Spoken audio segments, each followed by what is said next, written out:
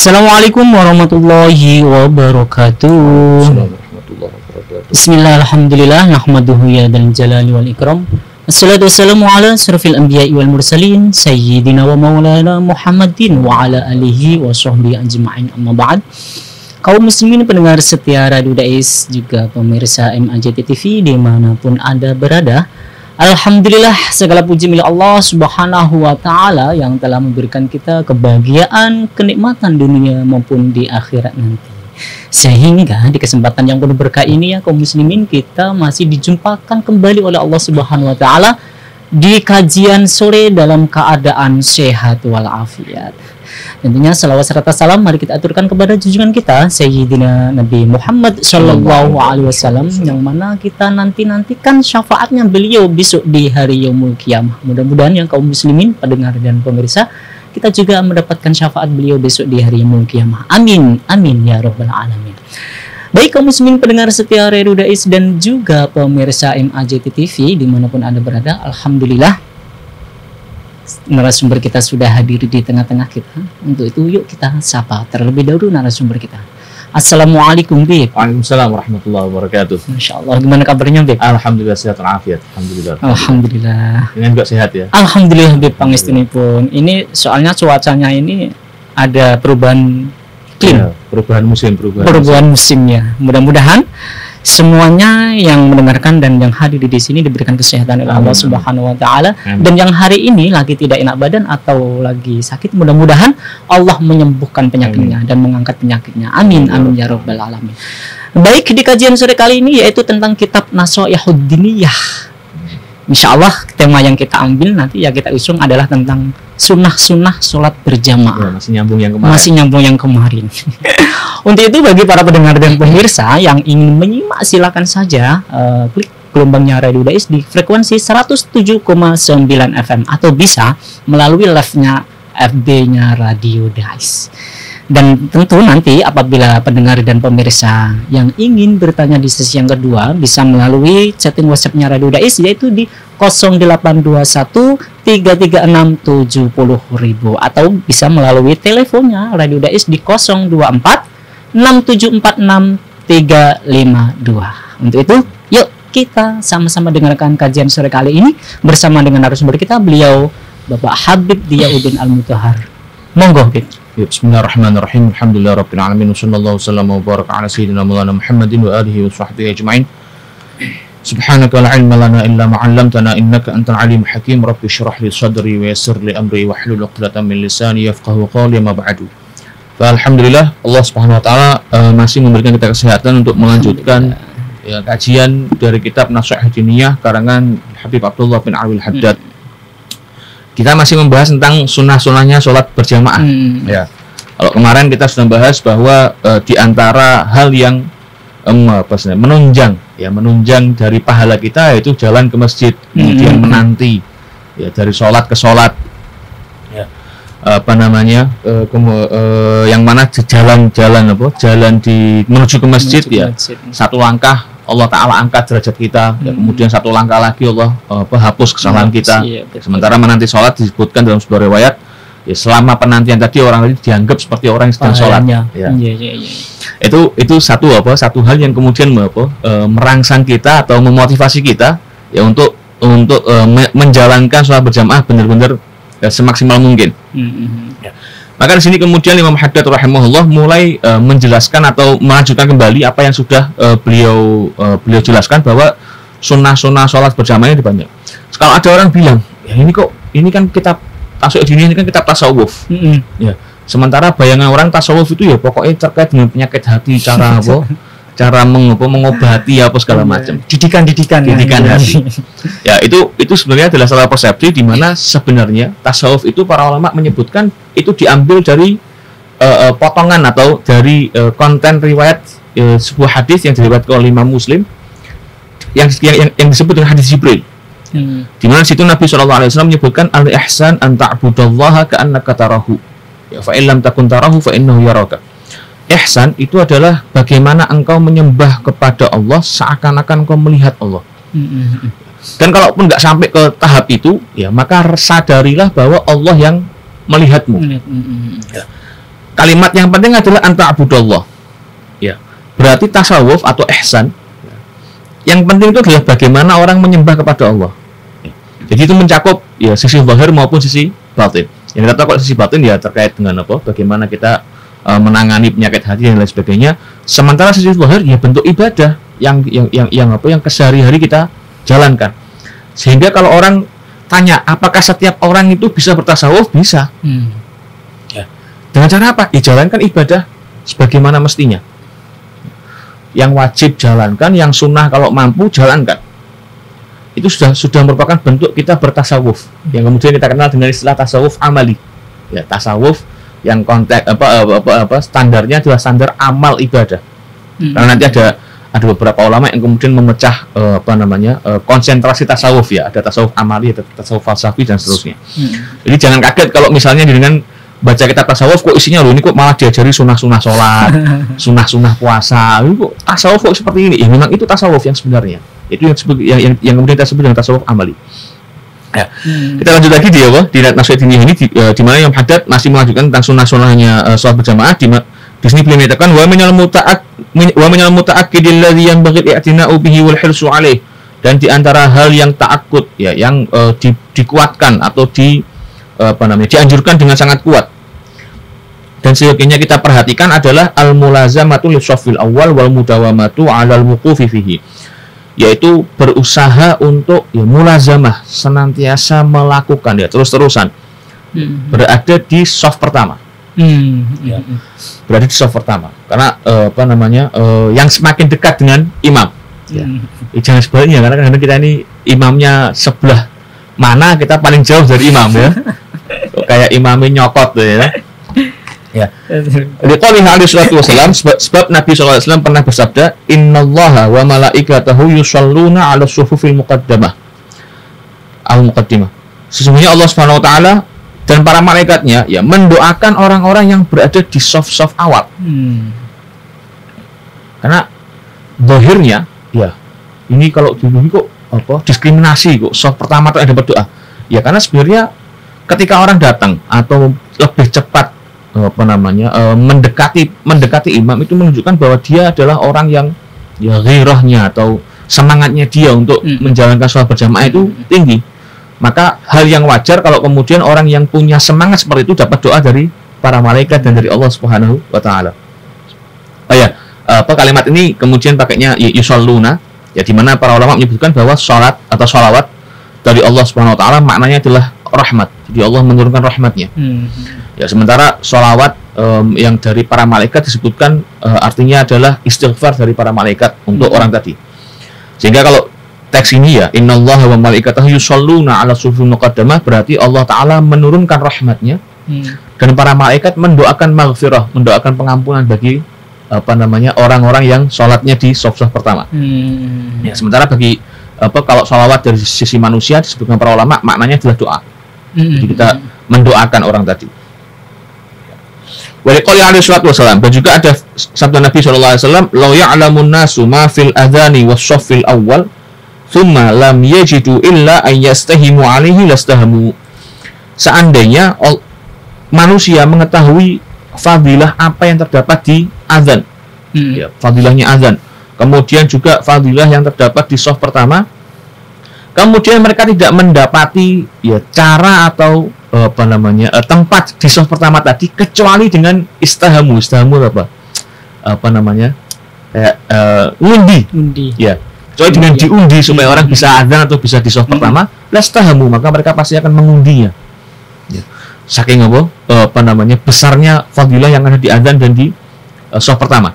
Ya, kalau shaf pertama itu sudah sebut tadi bahwa Allah dan para malaikat ya memberikan rahmat dan mendoakan ya, pengampunan bagi orang di shaf pertama. Sementara azan kita tahu bahwa azan disebut orang yang sedang azan disebutkan dalam sebuah hadis ya, al-mu'adzinuna atwalun nasi a'naqan yaumal qiyamah. Ya, orang-orang yang azan itu nanti mereka adalah orang yang paling tinggi ya lehernya di hari kiamat. Lo kenapa kok leher jadi jadi patokan dia? Karena nanti dia di padang mahsyar ada orang-orang yang tenggelam ya karena keringatnya itu sampai sedadanya, sampai selehernya. Maka ketika orang-orang yang adzan disebutkan mereka adalah orang yang paling tinggi atau paling panjang lehernya, berarti dia yang paling aman karena dia tidak akan tenggelam dari keringat di padang mahsyar tadi. Ya. Wa yahtaju man yaqsidu sholata fi shaffil awwal li fadlihi ila al-mubadarati qabla istihamin nas. Tapi perlu perhatikan bahwa orang yang kepengen di shaf pertama maka seyogianya dia harus datang lebih awal. Ya, harus datang lebih awal. Wa sabqihim ila shaffil awwal supaya dia bisa langsung ke shaf pertama. Fa innahu mahma ta'akhkhara thumma ata wa qad sabaquhu rubbama yatakhatta liqatuhum fa yu'dhihim wa dhalika mahdhur. Karena terkadang kalau dia telat sementara dia mau di depan, maka dia akan melompati ya, para jamaah yang sudah ada di situ. Ya. Ini juga yang sering terjadi ya, terutama di masjid-masjid, orang seakan-akan malas untuk di shaf pertama. Ya. Orang seakan-akan malas di shaf pertama, sehingga kadang-kadang shaf pertama itu masih kosong. Ya. Terus gimana? Ya kita boleh. Ya, kalau misalnya kita datang sementara di shaf pertama masih kosong, boleh. Tapi perlu diingat bahwa jangan sampai ganggu. Jangan sampai ganggu orang-orang yang kita lompati tadi. Dengan nyenggolnya atau mungkin dengan maaf ya kaki kita sampai lebih tinggi dari kepalanya dan lain sebagainya. Kenapa? Karena kalau sampai mengganggu mereka disebutkan ya fayu'dhihim wa dhalika mahdhur. Itu hal yang dilarang oleh agama. Ya, mengganggu orang itu dilarang dalam agama. Mau orangnya diem atau misalnya protes, pokoknya yang kita mengganggu itu diganggu dilarang oleh agama. Maka orang yang mau shaf pertama ya dia harus datang dulu ya, atau kalau emang di depan memang masih kosong karena kadang-kadang orang itu lebih senang duduk di belakang ya, maka lompati atau lewat jalan yang sekiranya kita tidak ganggu. Ini kemudian disebutkan bahwa di sebuah kota di wilayah Yaman sana disebutkan pernah suatu masa itu orang kalau sholat Jumat di jami ya, itu berangkatnya gasik-gasik karena katanya di shaf pertama, shaf awal. Ya. Jadi mereka berangkat mungkin kalau bahasa kita jam 7, jam 8 sudah berangkat karena supaya bisa di shaf pertama. Suatu saat ada orang ini miskin, ya, dia tidak punya uang, dia bingung mau kemana. Sehingga akhirnya dia pagi-pagi di hari Jumat tadi dia ke masjid jami. Niatnya dia ke masjid jami ini mau tidur atau mau layah-layah lah sambil nunggu Jumatan karena dia bingung. Dia tidak punya uang sama sekali. Ya. Dia betul butuh keluarganya butuh makan dan sebagainya. Ketika dia sampai di mana? Di masjid jami. Mungkin jam 9 ke atas lah. Ada orang datang yang ternyata orang itu sudah biasa duduk di tempat dia duduk. Tempat orang miskin duduk. Ya. Terus orang yang telat ini, yang dia bisa duduk di shaf depan, kalah kan sama orang miskin tadi. Orang miskin dijawil. Ya. Bahasa kita ya, Mas. Aku tak linggih kono, Mas. Aku biasa ning kono. Nek jenengan purun, kula ganti. Masya Allah. Dengan sekian dinar pada waktu itu masih pakai uang dinar ya. Nah, orang miskin, orang butuh uang, ya, ditawar gitu. Oh iya, silakan. Siap. Akhirnya dia di hari itu dia sholat Jumatnya gasik dan dia dapat uang. Iya. Minggu depannya dia besoknya dia ngobrol sama teman-temannya, kalau kalian besok mau uang, caranya gampang. Datang ke masjid jami gasik. Duduk shaf pertama. Nanti akan ada banyak orang yang jawil, ya, nawar seatnya, tempat duduknya tadi. Minggu depannya rombongannya dia dan teman-temannya datang shaf pertama, dan akhirnya disebutkan di kisah itu bahwa orang kalau masjid jami itu yang duluan ya, maka dia dianggap sudah booking seatnya. Jadi kalau Anda mau duduk sini ya Anda harus bayar sama saya. Ya. Itu pernah di suatu masa sampai seperti itu. Ya. Sampai seperti itu. Waman khasyiya dzalik ya. Kemudian Imam Ahmad bilang kalau ada orang yang ya takut atau kalau dia telat kemudian dia melangkahi orang-orang tadi, dia takut mengganggu dan lain sebagainya, maka Imam Ahmad fa sholatuhu fi ghairi shaffil awal aulatihi, maka salatnya dia di shaf kedua atau shaf ketiga atau shaf selanjutnya, bukan shaf pertama, itu lebih utama bagi dia. Ya karena sekali lagi bahwa shaf pertama hukumnya atau mulazamah ya, tetap terus-terusan di shaf pertama hukumnya sunnah. Sementara mengganggu orang ya bisa masuk kategori haram. Ya maka jangan sampai kita mengorbankan sunnah, jangan sampai kita mengutamakan sunnah tapi kemudian menjalani hal yang haram. Waliyadzubillah. Tsumma yalamu nafsuhu ala ta'akhurihi hatta yasbiqahu an-nasu ila awail subuh. Kemudian setelah itu jangan berhenti, tapi juga ya kalau orang sudah telat kemudian dia tidak bisa shaf pertama, maka dia perlu untuk ya yalumu itu apa? Ngejek. Ya, menyesalkan dirinya sendiri, menyalahkan dirinya sendiri. Bahwa wah gara-gara saya telat sampai akhirnya saya tidak bisa ke shaf pertama. Ya karena ini ibaratnya apa ya? Konsep yang sebenarnya berlaku di semua hal. Bahkan di manajemen mungkin bisa dipakai juga. Ya, orang itu selama dia sering mengakui kesalahannya, maka dia akan lebih sering untuk maju. Jadi kayak di sini dia nggak bisa shaf pertama, kemudian dia menyesali, kemudian dia menyalahkan dirinya. Maka besar kemungkinannya dia ke depan dia akan lebih datang gasik lagi, lebih awal lagi.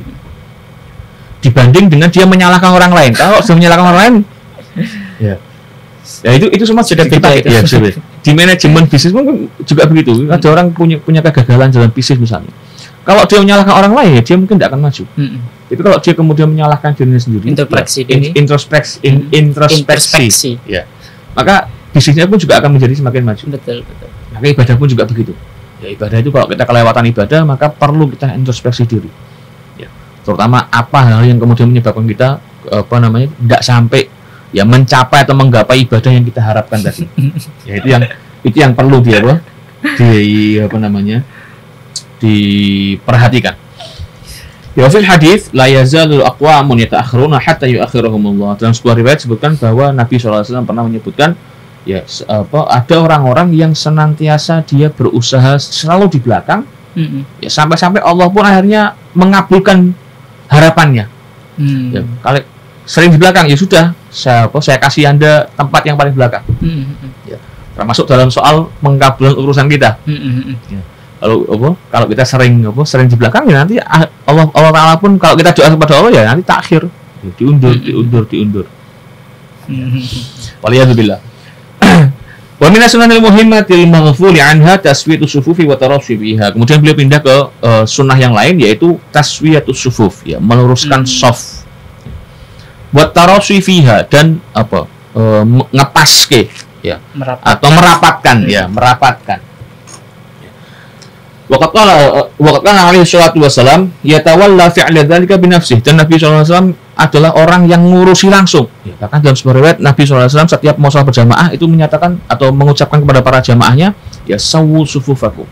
Ya, luruskan shaf-shaf kalian. Fa inna taswiyatas sufufi min iqamatis shalah. Karena meluruskan shaf merupakan bentuk dari pendirian salat yang benar.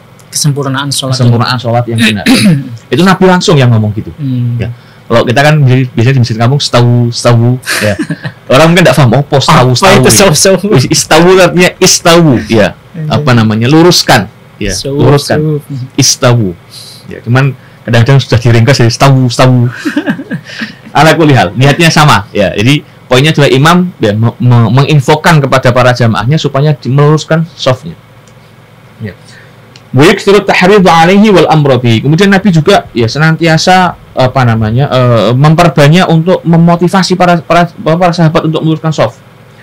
Wa yaqulu, yang mana kemudian Nabi SAW di antara bentuk ya motivasinya atau perintahnya Nabi adalah dalam sebuah riwayat Nabi menyatakan la tusawwunna sufufakum au la yukhalifanallahu baina qulubikum.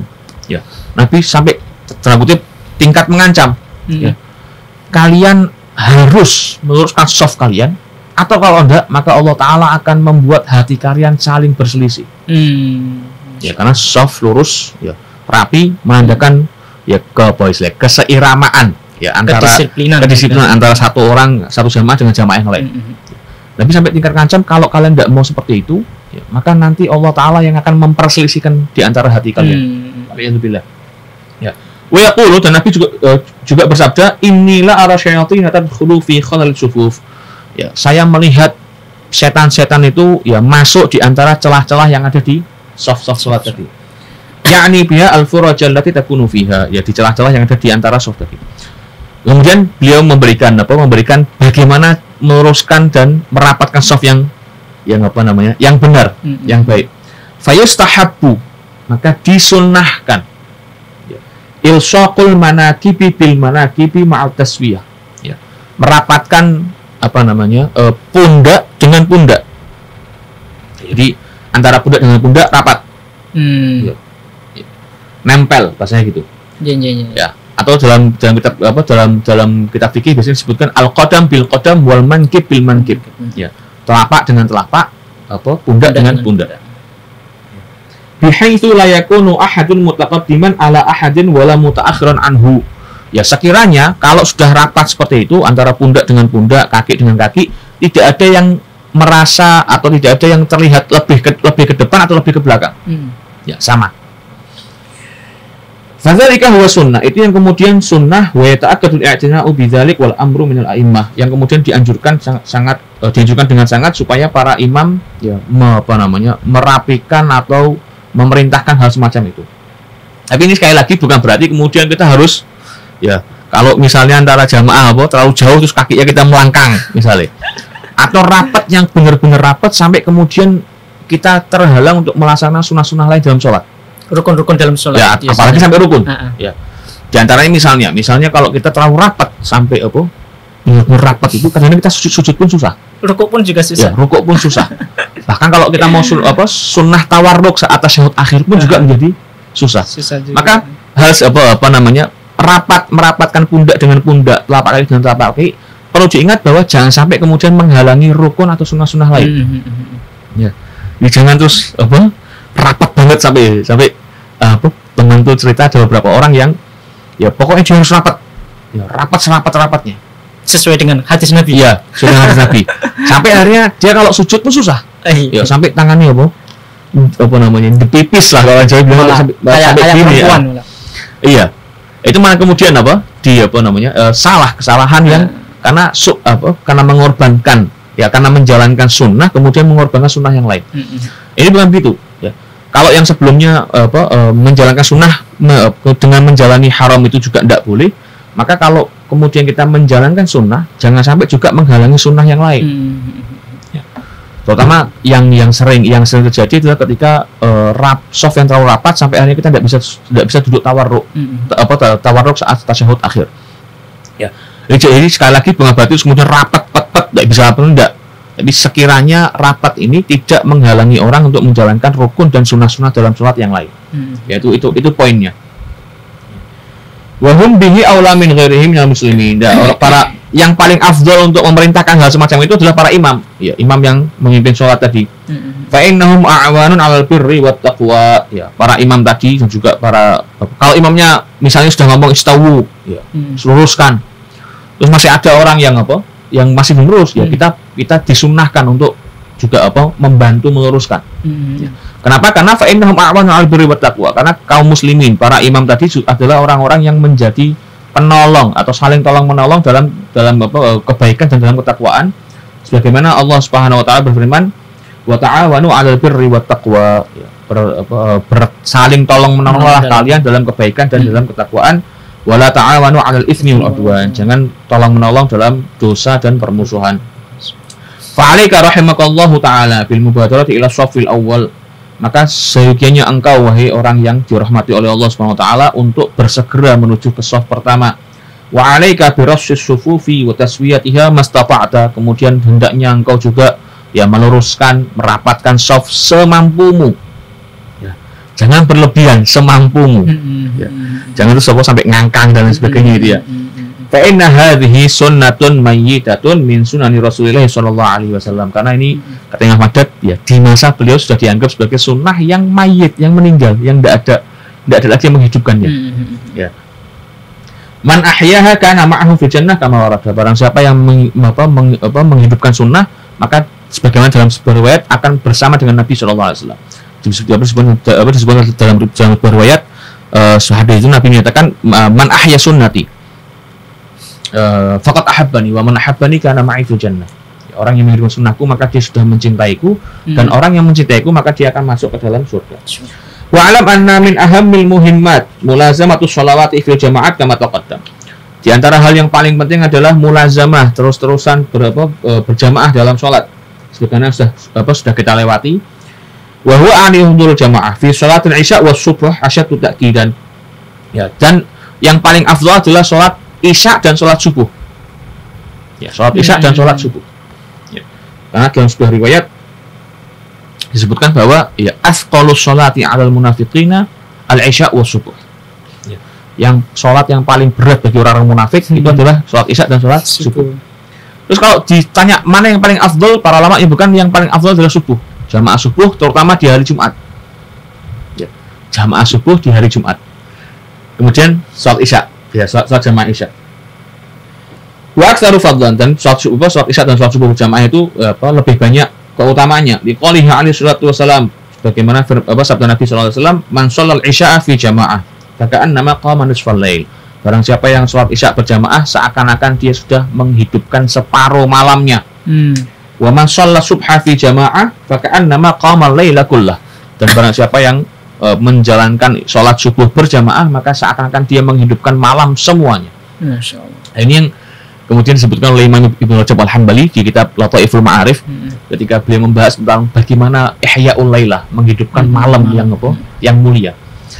Ada sebuah riwayat menyebutkan bahwa dari sahabat Abdullah bin Abbas, minimalnya, ini minimal ya, jangan kemudian jadi para minimalnya orang menghidupkan malam yang mulia, baik itu misalnya Lailatul Qadar atau misalnya malam Id dan lain sebagainya, itu adalah sholat isya berjamaah ya, dan niat azam, ya niat untuk sholat subuh berjamaah. Itu minimalnya sampai seperti itu ya, karena di sini juga di riwayat ini juga Nabi menyatakan seperti itu ya, orang sudah sholat isya berjamaah seakan-akan dia sudah menghidupkan sebagian dari malamnya. Kemudian setelah itu dia sholat subuh berjamaah, maka dia sudah menghidupkan malam keseluruhannya. Ya. Jadi kalau ada orang merasa wah saya tidak bisa di sholat qiyamul lail, gampang ya, sholat isya berjamaah nanti sama niat sholat subuhnya juga berjamaah. Masya Allah. Itu apa? Islam minimalnya. Islam itu mudah ya. Mudah sekali. Tapi jangan dimudah-mudahkan ya. Bukan alaihi salatu wasallam, dan Nabi sallallahu alaihi wasallam juga bersabda, ya, farqun ma bainana wa bainal munafiqina annahum la yastati'una hudhur al-isya'i was subhi fil jamaah. Ya. Yang membedakan antara kita dengan orang munafik adalah orang munafik tidak bisa ya, atau tidak mampu atau malas menghadiri sholat isya dan sholat subuh berjamaah. Bahkan sebuah hadis Nabi itu pernah ya mengangan-angankan, ya, seandainya saya bisa ya, ada kalau sudah qomat sholat isya, saya akan nyuruh orang jadi imam, kemudian saya keliling ke rumah-rumah orang munafik, ya, saya bakar rumahnya. Ya, maka kemudian sholat berjamaah isya amat sangat dianjurkan. Warada anna man shallal isya fi jamaah kana fi dhimmatillah hatta yusbih. Ya, dan juga diriwayatkan bahwa orang yang sholat isya berjamaah maka dia akan berada di perlindungan Allah Subhanahu wa taala sampai dia masuk waktu pagi. Wa man shalla subha fi jamaah kana fi dhimmatillah hatta yumsi. Dan barang siapa yang sholat subuh berjamaah, maka dia akan berada di perlindungan Allah Subhanahu wa taala sampai dia memasuki waktu malam. Ya, qala alaihi salatu wasalam. Kemudian Nabi sallallahu alaihi wasallam melanjutkan hadis tadi, fala yatlubannakumullahu bi syai'in min dhimmati. Ya, hati-hati jangan sampai Allah taala menagihmu ya atas orang-orang yang berada di perlindungan Allah Subhanahu wa taala. Yanha 'anit ta'arudi liman huwa fi dhimmatihi bi syai'in minas su'. Kalimat itu merupakan bentuk ya larangan dari Nabi supaya orang tidak ganggu orang yang berada di lindungan Allah Subhanahu wa taala. Waqad balaghana, dan sudah sampai kepada kami anal Hajjaj, ya ini Hajjaj, saya lupa Hajjaj bin siapa, itu salah satu orang atau panglima perang yang kejamnya luar biasa. Bahkan dia juga yang menjadi pemimpin di Yaumul Harrah. Yaumul Harrah adalah hari di mana Madinah dikepung, kemudian dilempari dengan ketapel raksasa untuk mengajukan Madinah. Alhamdulillah dzalik. Itu sudah orang yang sangat luar biasa kejamnya lah. Ya. Tapi yang menarik adalah disebutkan anal Hajjaj ma'a jawrihi wa dhulmihi wa ta'adihi li hududillah. Hajjaj itu sudah zalim, sudah berlebihan dari hal yang sudah Allah batasi. Karena yas'alu kullaman yu'ta bihi naharan, pasti dia kalau mau menghukum orang yang dia tarik atau yang dia paksa untuk datang ke hadapannya di siang hari, pasti dia tanya, hal sholat subha fi jamaah, apakah engkau sholat subuhnya berjamaah? Ya. Artinya kalau orang ini kemudian jawab sholat subuh berjamaah, maka dilepaskan oleh Hajjaj. Kenapa? Karena dia tidak mau nanti tahu bahwa urusannya sama Allah taala.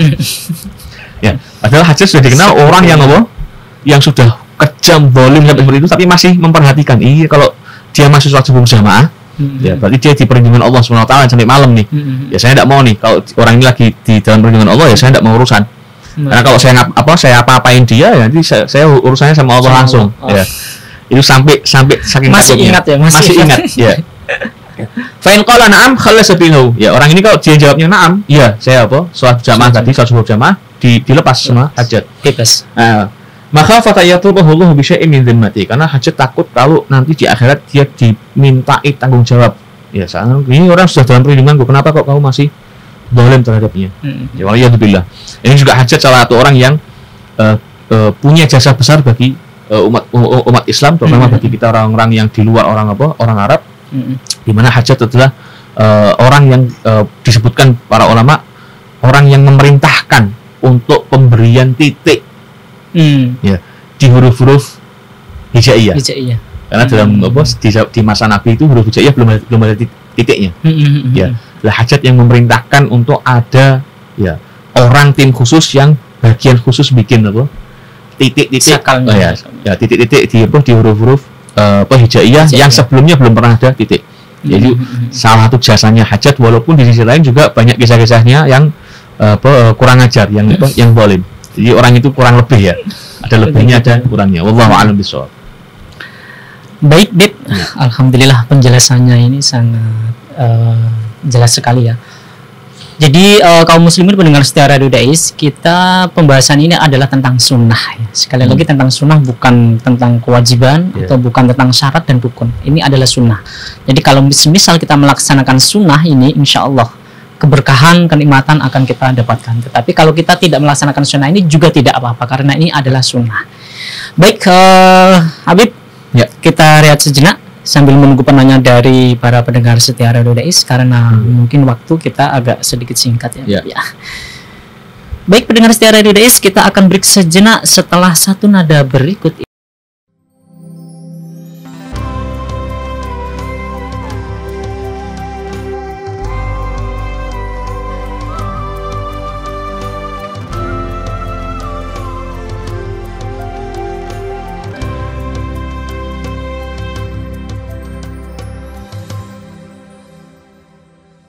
Dipancarkan dari Menara Al-Husna. Dipancarkan langsung dari Menara Al-Husna. Dipancarkan dari Menara Al-Husna. Kawasan Masjid Agung, Jawa Tengah, 107,9 FM. 107,9 Radio Dakwah Islam, terdepan dalam dakwah dan nada. Radio Dakwah Islam atau yang kerap disingkat Radio Dais telah mengudara sejak 23 September 2006. Radio berfrekuensi 107,90 MHz yang bertempat di lantai 1 Menara Al-Husna kawasan Masjid Agung Jawa Tengah merupakan radio yang bukan hanya menampilkan dakwah syiar agama Islam, tapi ternyata yang lain adalah Dais menyajikan acara hiburan, pendidikan, dan informasi dengan format Islami. Saatnya disapa dulu ya, udah gabung via SMS-nya. Berjumpa kembali bersama saya Conan di dalam acara Uswa. Kita akan membahas segala sesuatu yang berkaitan dengan tanaman kaum muslim. Masih dalam acara Salam Pagi. Kaum muslim, sesaat lagi kita akan bergabung dengan Masjid Agung Jawa Tengah untuk menantikan azan sholat zuhur. Senang sekali Kak Fajar pagi hari ini bisa menemani adik-adik semua dalam acara siaran anak RA. Selain itu, Dais mempunyai keunggulan untuk memikat hati para pendengar dan berbeda dari radio lainnya, yaitu adanya segmen dialog interaktif mengenai syiar agama Islam yang sangat dibutuhkan setiap masyarakat. Radio Dais menjangkau daerah Semarang, Demak, Kendal, dan sekitarnya. Bagi pendengar yang berada di luar kota, tidak perlu takut ketinggalan berita. Kini, Anda bisa download aplikasi Dais Play yang telah tersedia di Play Store smartphone Anda.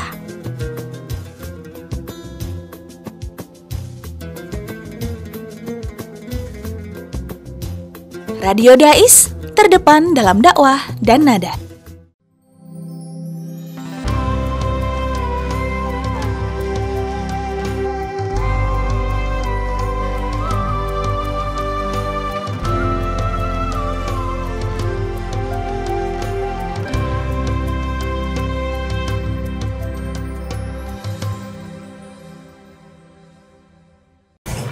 Baik pendengar setia Radio Dais serta pemirsa MAJT TV dimanapun Anda berada, kita kembali lagi di acara kajian sore kali ini bersama dengan Habib Diyauddin. Masih berkaitan dengan sunnah sholat berjamaah. Ini langsung saja Bib, ada pertanyaan dari pendengar setia Radio Dais ini. Kita baca ya Bib. Assalamualaikum Mas Faiz dan Ustadz Habib. Waalaikumsalam warahmatullahi wabarakatuh. Saya Ibu Mujib Rahayu di Mataram. Izin bertanya di luar tema Beb. Pertanyaan saya, bolehkah anak kandung laki-laki dua mangku jenazah ibu? Anak kandung laki-laki dua? Laki-laki dua orang, maksudnya dua orang. Mangku jenayah ibunya waktu dimandikan atau disucikan. Terima kasih jawabannya Beb. Jadi untuk memandikan jenazah, para ulama menyebutkan bahwa afdolnya kalau laki-laki ya yang memandikan laki-laki, kalau perempuan yang memandikan perempuan. Tapi kalau memang kemudian ya ada yang lawan jenis yang mau memandikan, maka disyaratkan yang pertama harus mahramnya. Mahramnya, betul. Harus mahramnya. Jadi orang yang menjadi mahram dari si jenazah tadi. Termasuk diantaranya misalnya anak kandung, ya, atau misalnya cucu, atau misalnya keponakan, itu memang mahramnya. Jadi boleh-boleh aja. Cuman kalau memang nanti misalnya anak laki-lakinya memangku jenazah ibunya, ya nanti permasalahannya timbul kalau yang memandikan jenazah yang lainnya bukan mahramnya si anak laki-laki ini kan. Yang masalah timbul masalah itu. Jadi ya, timbulnya di situ. Tapi kalau soal apakah boleh anak laki-laki kandung memangku atau ikut memandikan jenazah ibunya, boleh ya, boleh. Allahu a'lam bishawab. Itu ya jawabannya boleh, asalkan masih dalam anak kandung, mahramnya, mahram dari si jenazah ini. Jenazah itu.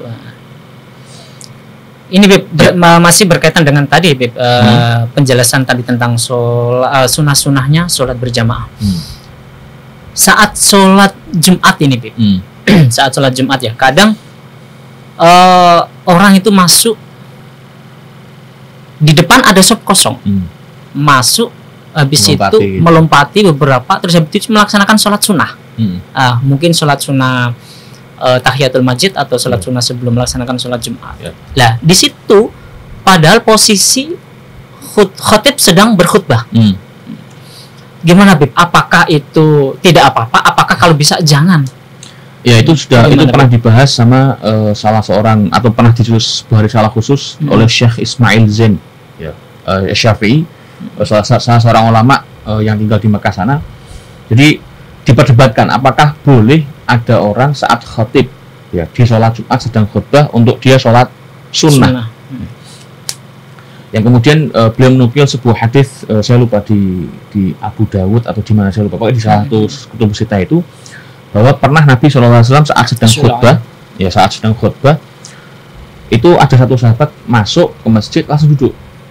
Ya, kemudian Nabi tanya, "Hei Fulan," ini khutbahnya Nabi dipotong nih, "Hei Fulan, kau sudah sholat sunnah belum?" Ya, kalau belum, "Qum fasolli," ya, berdiri lagi sholat sunnah dulu.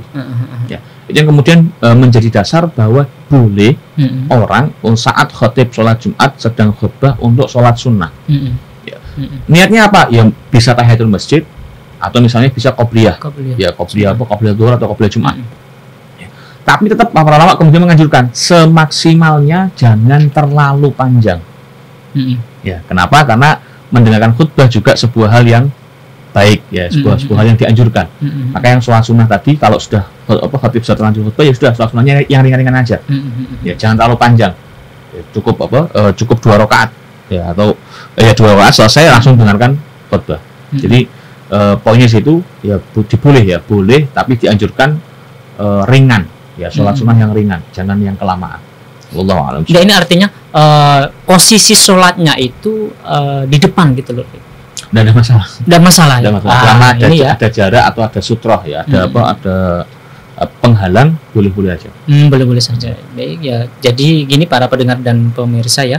Jadi boleh kita melaksanakan sholat sunnah pada waktu saat khotib sedang berkhutbah. Itu tidak masalah. Ringan ya. Anjurannya ringan. Ya. Jangan cuma baca Baqarah malah. Yang penting sholatnya ya singkat saja. Yang penting sudah melaksanakan sunnahnya. Sunnahnya, ya betul. Terus ada lagi Beb, ini sering sering di masjid atau musola. Jadi berkaitan dengan soft tadi, soft lurus dan rapatkan, itu memang sunnah Bib. Tapi mohon maaf, adat atau kebiasaan orang Jawa tentunya mohon maaf antara organisasi yang terbesar di Indonesia ini, antara Muhammadiyah dan NU dan sebagainya, itu kadang berbeda-beda pemikiran. Ada yang kalau NU ini yang kita lihat ya, NU itu agak ada renggang, tidak antara kaki dengan kaki atau pundak dengan pundak.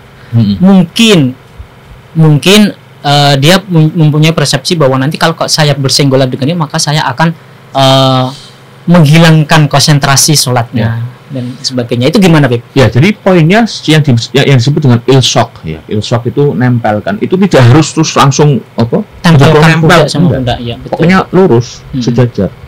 Jadi bukan terus harus nempel bukan ya. Karena kalau nempel ya itu tadi memang kalau dia gerak ya kita juga bergerak. Betul.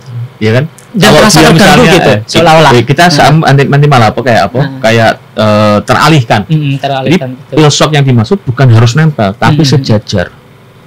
Ya. Dimana sejajar ini bukan harus nempel, sejajar. Yang sekali lagi seperti yang kita bahas, jangan sampai kemudian karena kita berusaha mengerjakan sunnah tapi kemudian sebelah kita ya terganggu rukun atau sunnahnya.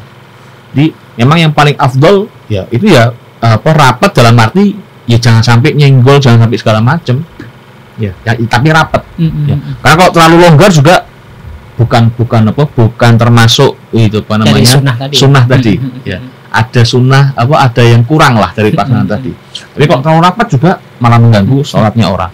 Jadi tengah-tengah ya. Karena tengah-tengah itu yang paling enak ya, afdhalul umur awsatuha. Yang paling afdal dari segala macam perkara itu ada di tengah-tengah ya. Wallahu a'lam bishawab. Oke, Bib. Ini ada lagi, Bib. Tentang tadi kalau semisal jarak kakinya tadi ya.